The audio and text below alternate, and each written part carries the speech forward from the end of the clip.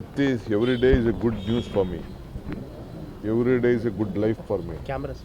Every day is a good beginning for me. Every day is a successful day for me.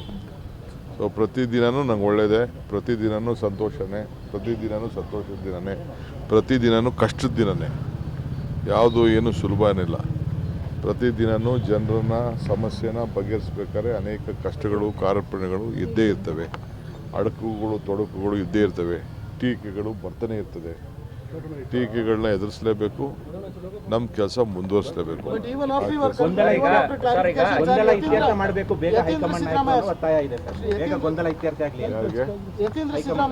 ಗೊಂದಲ ಏನಿಲ್ಲ. ಗೊಂದಲ ಯಾರಿಗೂ ಬೇರೆಯವ್ರಿಗೆ ಇರ್ಬೋದು, ನನಗೆ ಯಾವ ಗೊಂದಲನೂ ಇಲ್ಲ. ನನಗೆ ಒಂದು ನಿಮಿಷ ಇರಿ, ಡೌನ್ ಮಾಡಿ ಕ್ಯಾಮ್ರಾ ಸರ್. ಯಾರು ಒಬ್ರು ಮಾತಾಡ್ತೀನಿ, ನಾನು ಹೋಗ್ತಾ ಇರ್ತೀನಿ. ಈಗ ನೋಡ್ರಿ, ನಾನು ಸಿದ್ದರಾಮಯ್ಯನವರು ಏನು ಮಾತಾಡಿದ್ದೀವಿ ನನಗೆ ಗೊತ್ತು. ನಾವಿಬ್ಬರೇ ಕದ್ದು ಮುಚ್ಚಿ ಮಾತಾಡ್ಕೊಂಡಿಲ್ಲ.